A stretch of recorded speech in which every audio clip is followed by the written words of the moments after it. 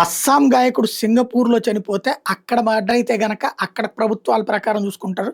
ఎవడో లోకలోడి ఇష్యూని పెట్టేస్తే క్లోజ్ అయిపోతుందనుకుంటే, అస్సాం ప్రభుత్వం వదిలిపెట్టట్లేదు. సింగపూర్‌లో చనిపోయినటువంటి అస్సామీ సింగర్ జుబీన్ గర్గ్‌ది హత్యేనంటూ దానికి సంబంధించినటువంటోళ్ళు ఇండియాలో ఉన్నారని వాళ్ళని పట్టుకుంటున్నారు.